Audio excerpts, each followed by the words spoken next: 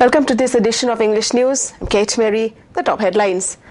Award capital punishment to rapist to discourage the crime, says Justice Foundation Managing Trustee K.H. Anandi. Those who are proved guilty in heinous crime like rape should be hanged to death in full public view. This was said by Justice Foundation Managing Trustee K.H. Anandi, speaking at the one-day consultation workshop on alarming gender violence in Manipur, held at Lamyan Basanglen Palace Compound. The consultation workshop was organized by Universal Mothers Organization, Iroisemba. Attending the workshop as Presidium members were UCM President Y. Nabachandra Maite and UMO President N. Sarojini Laima. The consultation workshop was also attended by students from various schools and representatives from various organizations. Speakers at the workshop spoke on the alarming rise in cases of rape, murder, and violence against women. Many speakers expressed sorrow at the state government's inaction in punishing the guilty. Many expressed that time has come for the people of Hills and the Valley to unite and fight against the increasing cases of violence against women in the state. Justice Foundation Managing Trustee K.H. Anandi said the earliest rape case in the state was reported around 40 years back. Earlier, the perpetrators of the crime were security forces, but now common people of the state are involved. K.H. Anandi further said to put fear, psychosis in the mind of these criminals, those accused who are proved to be guilty should be hanged to death in full public view.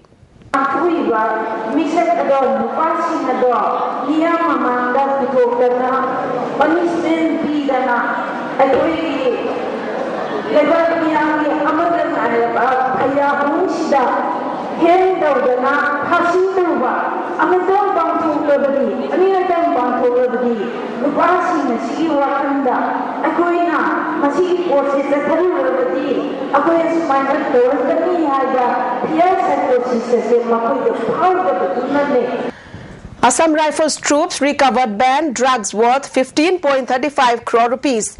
Discovering the transportation of banned drugs at Moising of Thoubal district, security forces launched operation in the general area of Moising. During the search operation, 1,90,000 strips of pseudoephedrine hydrochloride tablets was discovered. The approximate cost of the recovered drugs is estimated to be around 15.35 crore rupees. The recovered drugs has been handed over to Narcotics Control Bureau Imphal.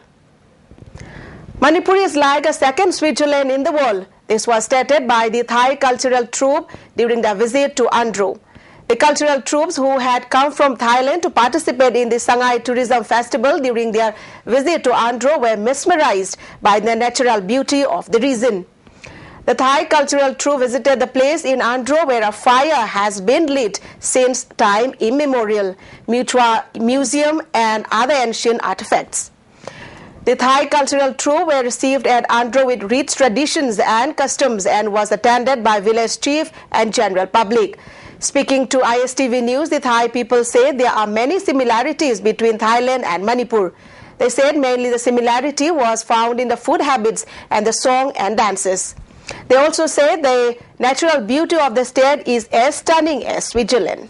Like today, the village here is called Andhra. They offer us the pork with a curry. So we have the same thing of the way of cooking. We have the same thing, and also they like a small thing like a sausage. So we have in Thailand also that kind of food. The people and also the food similar. We have some similarity here with the Manipur people here. The state government last night recommended extension of disturbed area status for another 1 year with effect from the 1st of this month in all parts of Manipur, excluding the 7 assembly segments of Imphal municipality. The cabinet meeting was chaired by Chief Minister Okram Ibobi Singh. During the meet, it was also decided that suspension of Operation Sioux agreement with the Kuki insurgent groups will be extended for another 1 year with retrospective effect from November 22nd. The cabinet meeting also recommended for holding of the third session of the 10th Manipur Legislative Assembly from the 19th to 21st of this month. The State Cabinet meeting has also approved the devolution of power to the recently elected Panchayat. The cabinet meeting further agreed to the proposal of the Electricity Department to introduce an incentive scheme for public consumer, which includes domestic, commercial industries, bulk consumers and others in the current year for realization of past dues and improving the overall connection of revenue in the department. The second phase of the Rajiv Awas Yojana will cover all cities in the country irrespective of population. Any town recommended by the state governments will be included in the project. Housing and Urban Poverty Alleviation Minister Ajay Maken said this answering supplementaries in the Lok Sabha today. He said the centre is to allocate 30,000 crore rupees to the states to implement the scheme. The first phase of the Rajiv Awas Yojana will continue till 2014.